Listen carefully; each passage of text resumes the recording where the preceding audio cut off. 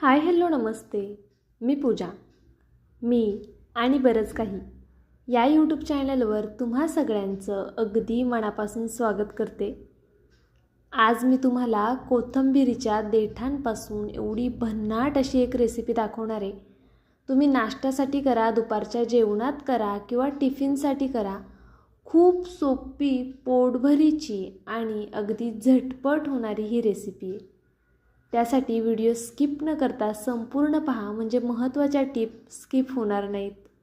तर बघा, इथे मी कोथिंबीरीची देठं घेतलेली आहेत, फक्त पानं नाही घेतली आहेत, फक्त देठं घेतलेली आहेत.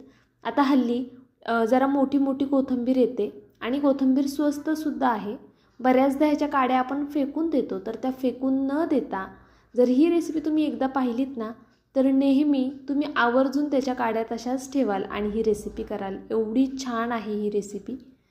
तर बघा, अशा पद्धतीने मी कोथिंबीरीच्या सगळ्या काड्या निवडून घेतल्या होत्या आणि त्या स्वच्छ धुवून घेतल्यात. त्यानंतरनं ह्या छान अशा बघा चिरून घेतलेल्या आहेत. आता एक मिक्सरचं भांडं घ्यायचं, त्यामध्ये अद्रक घालायचं, 1 इंच कट करून घातले. त्याचबरोबर लसूण घालायचा भरपूर आणि त्यानंतर आपल्याला हिरवी मिरची घालायची. यात तिखटानुसार तुम्ही हिरवी मिरची घाला, कमी जास्त. जर तुम्ही जास्त तिखट खात असाल तर जास्त घातलीत तरी चालेल. आता नंतर काय करायचं, आधी ही हिरवी मिरची आणि हे सगळं आपल्याला वाटून घ्यायचे सुरुवातीला, म्हणजे कसं ते व्यवस्थित छान बारीक वाटलं जाईल. तर बघा, हे छान आधी वाटून घेतलं. त्यानंतरनं जे कोथिंबीरीचे देठं आपण कट करून ठेवलेली आहेत ना, ती घालून घ्यायची. अशी कट करून घेतल्यामुळे काय होतं, व्यवस्थित वाटता येतं. जर अखंड तशीच ठेवली तर मग व्यवस्थित वाटता येणार नाही आपल्याला मिक्सरच्या भांड्यात. तर पाहू शकता, इथे मी एक मोठं भांडं घेतलेलं आहे आणि यामध्ये जे वाटून घेतलेलं मिश्रण आहे ते घालून घ्यायचं आहे आपल्याला. हे वाटत असताना थोडंसं पाणी घालायचं यामध्ये आणि छान बारीक वाटायचं. काड्या अखंड अशा ठेवायच्या नाहीत, बारीकच आपल्याला हे छान असं वाटून घ्यायचं आहे. तुम्हाला हवं असल्यास तुम्ही यामध्ये थोडी कोथिंबीरीचा जो पाला आहे तो घातलात तरी चालेल. आत्ता मी नाही घातला आहे, पण तुम्ही घातलात तरीसुद्धा चालेल जर देठं कमी असतील तर. तर बघू शकता, इथे संपूर्ण मी असं बघा वाटून घेतलं आहे. आता यामध्ये काही जिन्नस ॲड करूयात आपण. सगळ्यात आधी इथे पांढरे तीळ घेतलेत मी, 1 चमचाभर हे घालून घ्यायचे यामध्ये. थंडीच्या दिवसांमध्ये पांढरे तीळ खरं तर खाल्ले पाहिजे सगळ्यांनीच, त्यामुळे नक्कीच आवर्जून घाला. त्यानंतरनं थोडासा ओवा हातावरती क्रश करून घालणार आहे यामध्ये.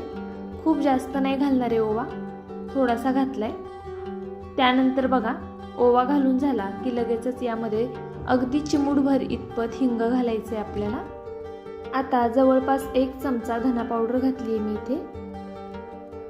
त्याचबरोबर आपल्याला यामध्ये अगदी थोडीशी हळदसुद्धा घालून घ्यायची आहे.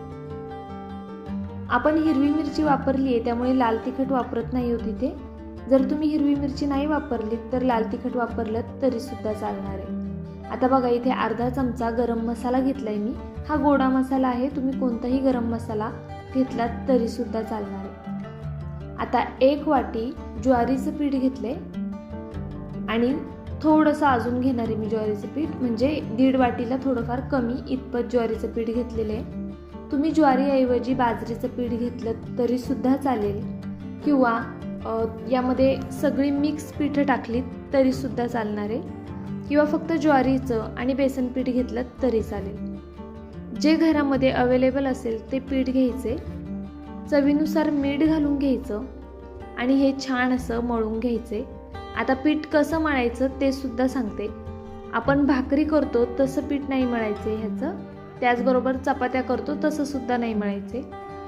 थोडक्यात काय, आपण भाकरीसाठी जसं पीठ भिजवतो ना, त्यापेक्षा थोडं सैलसर ह्याचं पीठ आपल्याला मळून घ्यायचे.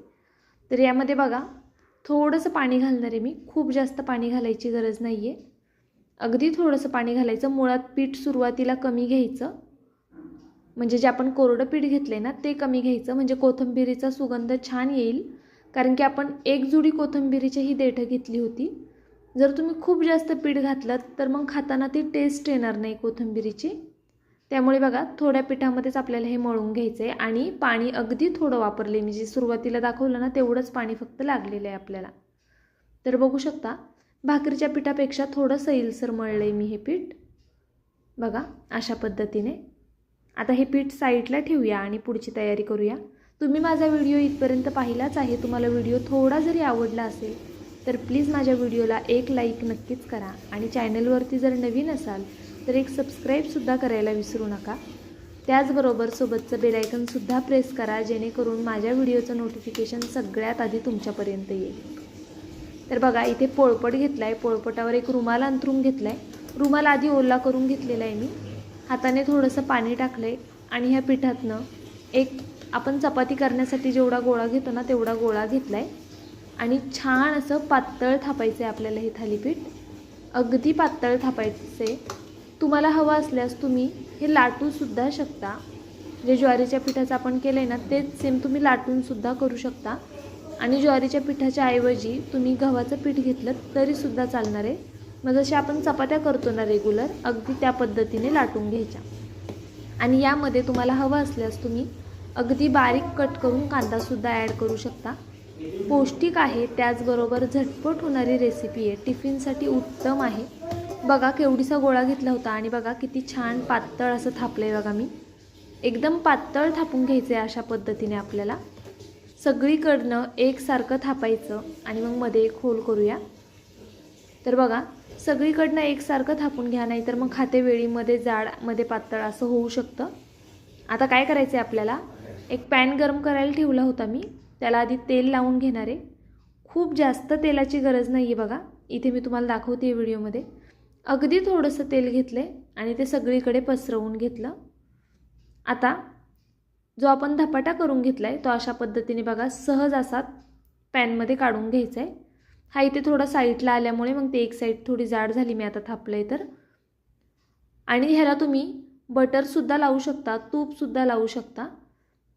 थालीपीठांना मुळात थोडं जास्त तेल लावलं ना, थोडे चमचमीत केले की ते खायला छान लागतात. पण जर तुम्हाला जास्त तेल आवडत नसेल तुम्ही कमी घातलं तरीसुद्धा चालणार आहे. तर बघा दुसऱ्या साईडनी पलटून घेतलं आहे मी आणि मस्त असा बघा रंगसुद्धा आलेला आहे हिरवागार. आणि खरंच खायला खूप छान लागतात हे थालीपीठ. फक्त एवढंच की आपल्याला एकदम पातळ थापायचे. बघा अशा पद्धतीने अगदी पातळ थापून घ्यायची थालीपीठं, म्हणजे मग ती खायला जास्त रुचकर लागतात. जर तुम्ही जाड जाड थापलीत ना तर एवढी छान लागणार नाही. पातळ थापली की मस्त लागतील. बघा दुसरी साईडसुद्धा आपली बऱ्यापैकी भाजून झालेली आहे. भाकरीचं पीठ आहे, भाजायला थोडा वेळ लागतो चपातीपेक्षा. त्यामुळे अगदी व्यवस्थित सगळीकडनं दाबत अशा पद्धतीनेच आपल्याला हे भाजून घ्यायचे.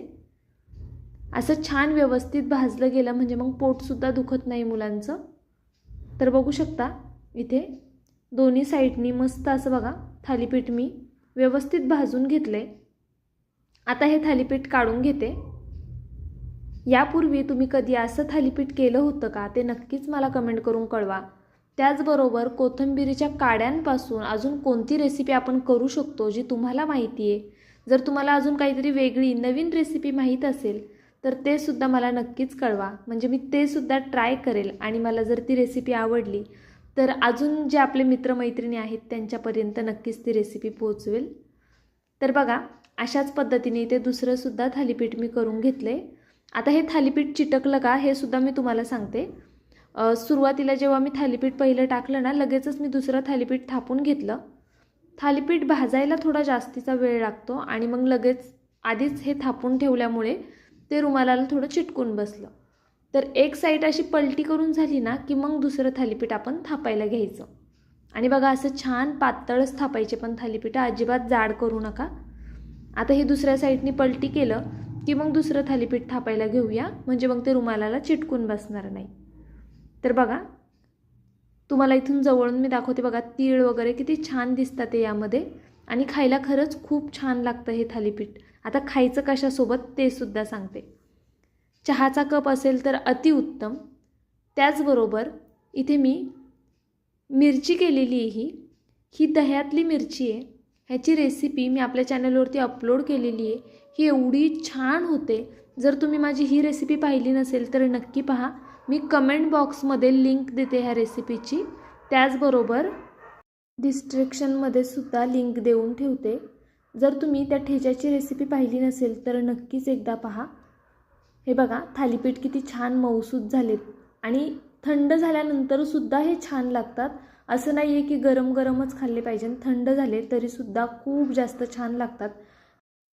आणि ही दह्यातली मिरची आहे ना, खरंच खायला खूप जास्त छान लागते. अगदी चटपटीत होते, त्याचबरोबर करायलासुद्धा खूपच सोपी आहे.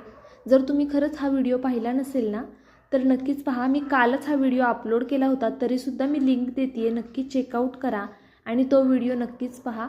कोणत्याही थालीपीठांसोबत, पराठ्यांसोबत किंवा भाकरीसोबत, वरण भातासोबत तुम्ही तो ठेचा खाऊ शकता. उद्या भेटूया एका छानशा रेसिपीसोबत. तोपर्यंत बाय.